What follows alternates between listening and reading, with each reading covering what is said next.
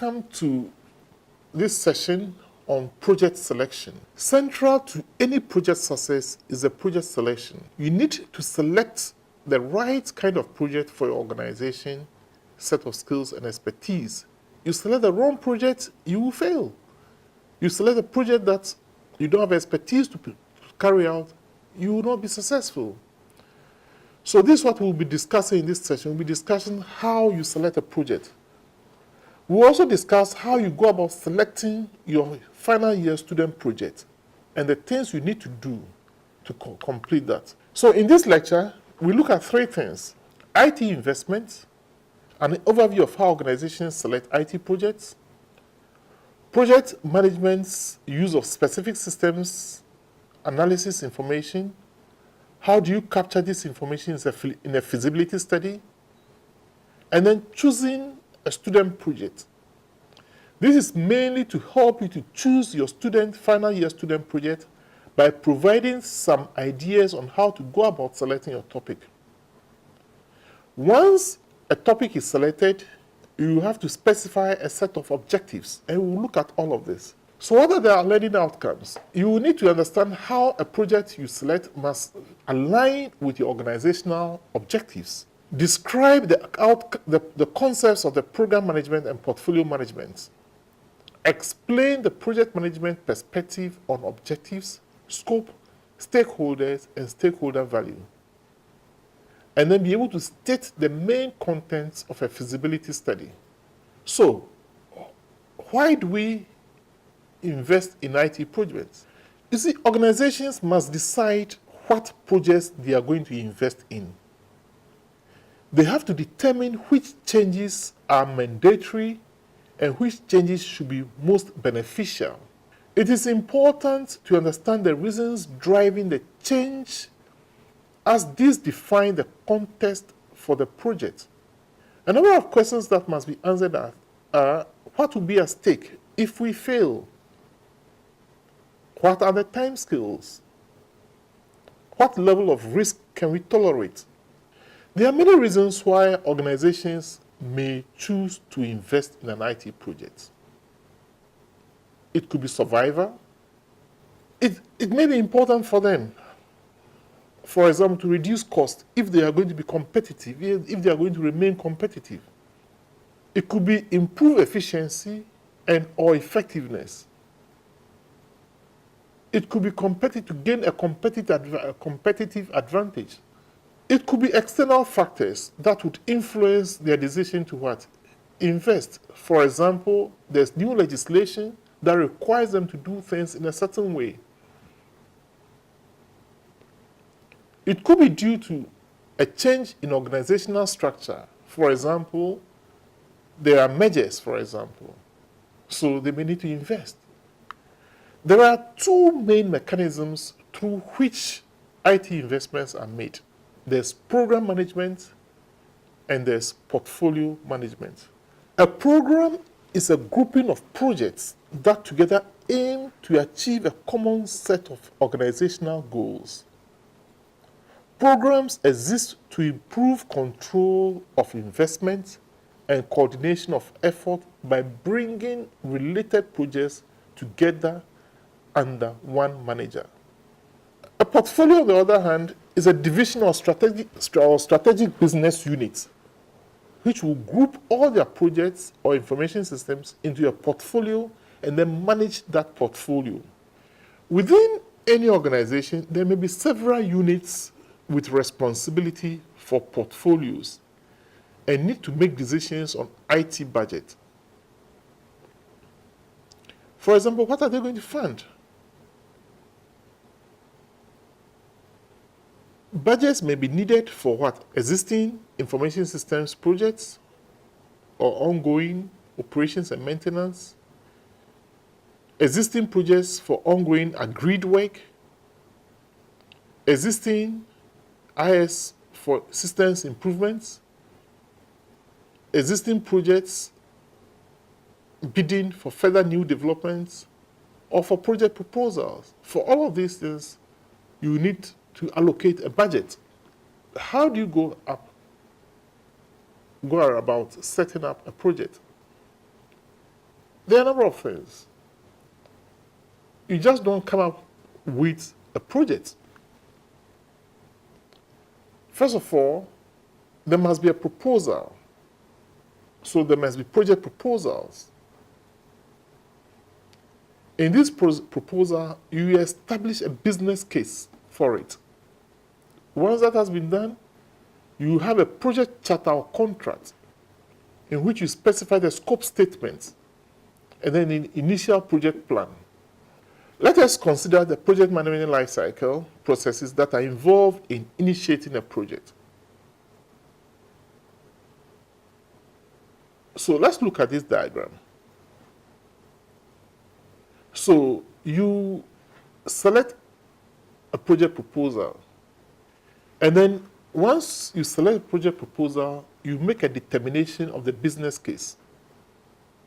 So there must be a deliverable here, which will be to carry out a feasibility study. So you get a feasibility report. You get a feasibility report. So you select a project proposal, you make a business case for it, so you get a report, a business case report. Then you have to do a feasibility, carry out a feasibility study, and then obtain a feasibility report. If those are favorable, then you have to commence a project, which would need that imply that you have a project charter or project contract in which you specify there's a scope statement and an initial project plan.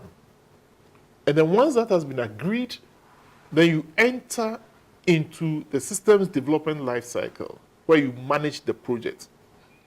And this will result in information system documentation. So this is a cyclic thing that you do at this stage. And once this has been done and you are satisfied, you then go to the closing phase. So you need to close a project. To close a project, you need to have a final project report. And then that doesn't just simply bring it to an end. You need to evaluate the project to find out what lessons have you learned. So you have a project evaluation report and lessons learned report. But how do managers initially decide if a project shows any promise? There are a number of ways that exist for doing this. So you can do a number of things. There are two basic ways we'll consider: SWOT analysis and balanced scorecard. A SWOT analysis looks at the relationship between an organization and its external environment. And it requires that you do the strengths, weaknesses analysis, and then looking for opportunities and threats. The reason why you want to do this is to try and spot future trends and predict the need for new products or services. So a SWOT analysis basically is looking out for what? Identify your strengths, weaknesses, and then looking out for opportunities and threats. Now, as an exercise, I would like you to work in groups of 4 or 5. Select any organization, e.g. a shop that is selling mobile phones, for example, or any shop or a carpenter's shop, or or a watches seller, or anybody. And then for this unit or organization, carry out a SWOT analysis. What is a balanced scorecard? In this method, an organization identifies and monitors its achievements against a combination of some critical measures or metrics. For this, we'll use key performance indicators, which will be developed, for each of the perspectives. So you have, let's say, you have your vision and strategy. So how will you learning and growth? How will you sustain our ability to change and improve? How should we appear to our customers? How should we appear to our shareholders? And then and what business processes must we excel in. And for each of these, we will develop what? Performance indicators or metrics against which we measure our performance, how well we are doing. Now, let's look at, we've been talking about feasibility study or mentioning it all along, but let's look at what exactly it is, what goes into it, what things are there. Now, a feasibility study is something that can take anything from a few hours or even 2 weeks to complete. But it needs to be a very quick survey because you don't want to spend too much time on this. And once you have your feasibility report, you have to do either a go or no-go review. So you have a perceived need for a change. And then you align that with organizational objectives. Then you have to have an aim of the proposed project, the objectives of the proposed project, which will be benchmarks or levels or target levels, an analysis of the external environment, product or system scope, functionality, levels of objectives, deployments, the current information system you have, and the proposed changes that you have. You have to measure this against the product or system interfaces, the list of stakeholders, potential benefits and estimated cost, proposed solutions that you'd have, technology considerations, staff availability, dependency issues, assumptions and risks, outline of the project plan, summary of financial information and recommendations. So these are the sort of things that you need to cover when you are writing doing a feasibility report or study. Those are the things you need to cover or address. So how do you identify your project aim? And this is quite important. Generally, the aim is a global statement for the entire project towards which all other objectives will point. And you should not be defining your aim in terms of activities or methods. So your project should have one major aim and several objectives that support the aim. As an example, your aim will be to improve our customer experience of ordering our products. Now, for every project that you wish to undertake, you would have stakeholders. How do you identify the stakeholders? So, for any system, a stakeholder simply refers to anyone or group of persons who will be affected by the system directly or indirectly. And we can identify different types of stakeholders for any project. So there'll be end users, managers, system administration, maintenance, testing, supplies, customers, public or government departments. And these stakeholders you should identify in your feasibility report. So your feasibility report should identify who the stakeholders are. Every project must plan to deliver some benefits to the stakeholders. And there are a number of questions that we need to answer. What are the potential benefits? What could be done to achieve greater benefits? Which stakeholders could potentially benefit from this?